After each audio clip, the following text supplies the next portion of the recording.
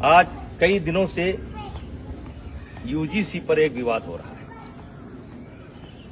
और यूजीसी का विवाद यहां से शुरू होता है कि सरकार पढ़ने वाले बच्चों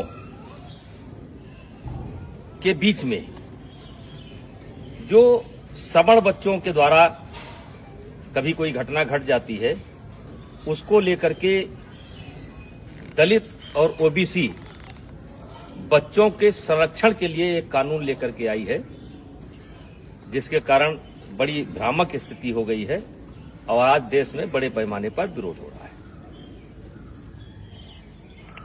ये मेरे सामने कुछ बच्चे हैं, इसमें हमारे भी बच्चे हैं और दलित समाज और पिछड़े समाज लगभग हर समाज के बच्चे हैं। ये रोज साथ में खेलते हैं। कितने दिन से तुम लोग साथ में खेल रहे हो? 5 साल से ये बच्चे डेली शाम को आते हैं और खेलते हैं। फिर इनको कोई नाश्ता पानी? हाँ, जैसे लड्डू मिठाई चाय आम मटर सीजनल, यानी जो घर पर रहता है वो ये लोग साथ में बैठ करके ये नाश्ता करते हैं। ये कोई कानून के तहत नहीं कर रहे हैं, ये कानून के बंदिश से नहीं खेल रहे हैं। ये हमारी सनातन की परंपरा रही है, हमारे नस नस में है। पंडित दीनदयाल जी ने कहा था कि जो नीचे हैं उनको ऊपर लाना है और यही हमारी सनातन परंपरा है, यही हमारी सवर्ण परंपरा है कि जो नीचे हैं उनके साथ भेदभाव न करना, ऊपर लेकर के आना। इसका मिसाल ये किसी कानून के तहत नहीं हो रहा है। और आज मैं सरकार से कहना चाह रहा हूं कि समाज कैसे चलता है, ये ऑफिस में बैठ करके समाज को नहीं चलाया जा सकता है। समाज को चलाना है तो गांव आइए और गांव में देखिए कि बिना भेदभाव के, बिना किसी जातीय रंग के एक साथ बच्चे खेलते हैं। कोई बच्चा किसी की जात नहीं पूछता है। क्या आप चाहते हैं कि भविष्य में इस घर के अंदर एंट्री दी जाए तो ओबीसी को न दी जाए? क्या आप चाहते हैं इस घर में एंट्री दी जाए तो दलित को न दी जाए? क्या आप चाहते हैं ऐसा आप माहौल खड़ा कर रहे हैं? तो आपसे हाथ जोड़ करके विनती है, इस मामले को वापस लीजिए। और मैं अपील करना चाहता हूं, सवर्ण समाज से अपील करना चाहता हूं कि इसमें संपर्क करिए ओबीसी के लोगों से। ओबीसी समाज के जो समझदार लोग हैं उनसे संपर्क करने की जरूरत है। जो दलित समाज के समझदार बच्चे हैं उनसे संपर्क करने की जरूरत है और उनसे इसका विरोध कराना है, क्योंकि गांव में हम एक साथ रहते हैं। गांव में कोई शादी होता है, ब्याह होता है, हर आदमी का कोई ना कोई हक है, कोई ना कोई नेग है, हर तरीके से भागीदारी होती है। अभी मैंने सनातन कथा कराया, 1 जनवरी से लेकर के 8 जनवरी तक मैंने सनातन कथा कराया और जिसमें सदगुरु रितेश्वर महाराज जी ने कथा कहा। मैंने 52 जाति समाज के जो धर्म गुरु थे उनसे उद्घाटन कराया, उनसे एक एक वृक्ष लिया और मैं सनातन वाटिका बनाने जा रहा हूं। आपने तो कानून बना करके हमारे उस मिशन को स्वाहा कर दिया। आकर के आइए हम आपको दिखाते हैं कि कौन सा समाज ऐसा है जिसने उस कथा में भागीदारी नहीं की है और सहयोग नहीं किया है। तो ये कोई नई परंपरा नहीं है, ये हमारी सनातन परंपरा है, ये हमारी परंपरा रही है। इसमें कानून की कोई जरूरत नहीं है। हाँ, कोई बच्चा गलती करता है जो क्षमा करने योग्य नहीं है तो उसको आप सजा दीजिए। यदा कदा घटनाएं घट जाती हैं, सजा दीजिए, उसमें कोई विरोध नहीं है। लेकिन ये जो कानून है ये समाज में टकराव पैदा करेगा और इसीलिए आज कई दिन से मेरे ऊपर दबाव पड़ रहा था, बोलो बोलो बोलो। हमने कहा हम गांव में जाकर के बोलेंगे।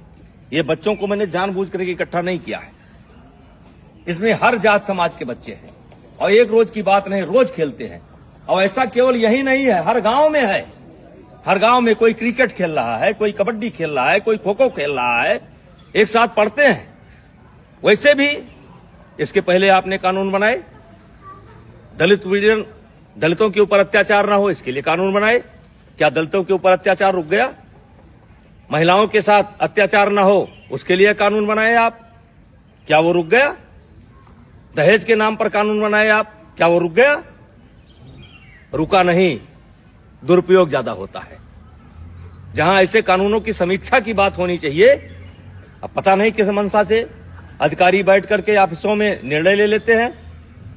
अब वो चाहते हैं कि ये बच्चे अगर दोस्ती करें तो जात देख करके करें, वर्ग देख करके करें। तो मैं इस कानून के पूर्णतः विरोध में हूं।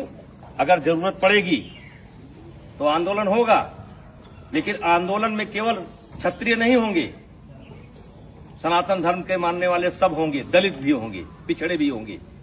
ऐसे कानून की जरूरत नहीं है जो कानून हमको बांटता हो। ऐसे कानून की जरूरत नहीं है। तो कृपया हाथ जोड़ करके विनती है, मैं बहुत छोटा आदमी हूं, मैं जानता हूं कि इसका असर पता नहीं आप पर पड़े कि ना पड़े, लेकिन ये गांव ऐसे नहीं चलता है।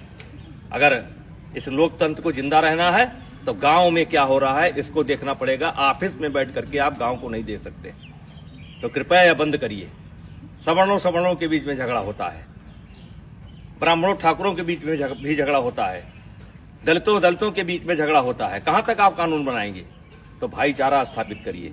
और ये जो कानून है ये समाज को फाड़ फाड़ कर देगा, और इससे आने वाले समय में देश का बहुत नुकसान होगा, राष्ट्र का बहुत नुकसान होगा, समाज बढ़ जाएगा। कृपया हाथ जोड़ करके विनती है, ऐसे कानून न लावें। कहने को तो बहुत कुछ इच्छा है, बोला जा सकता है, लेकिन बोलने की कोई आवश्यकता नहीं है। इस कानून से ये बच्चे बढ़ जाएंगे, ये जात देख करके दोस्ती करेंगे। कितने साल से आते हो तुम लोग? 5 साल से आते हो। और कुछ नाश्ता पानी मिलता है? हैं? खेलते हो?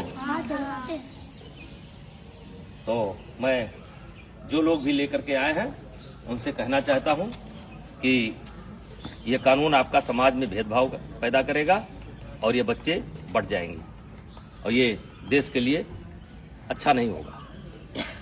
और मैं इस कानून में, वैसे मैं एबीपी का बयान देख रहा था, संतुलन की बात की गई है। इस कानून में संतुलन नहीं है। आपने एक पक्ष को अपराधी बना करके खड़ा कर दिया है, और वकील का भी मौका नहीं दिया कि इनका वकील कौन होगा। तो जो गलत करता है उसको सजा मिलनी चाहिए, चाहे क्षत्रिय समाज का हो, चाहे ब्राह्मण समाज का हो, चाहे किसी समाज का हो, वो सजा का हकदार है। उसका कोई समर्थन नहीं करेगा, हमारा कोई समाज समर्थन नहीं करेगा। लेकिन आप ये बच्चों में भेदभाव मत पैदा करिए, स्कूलों में भेदभाव मत पैदा करिए।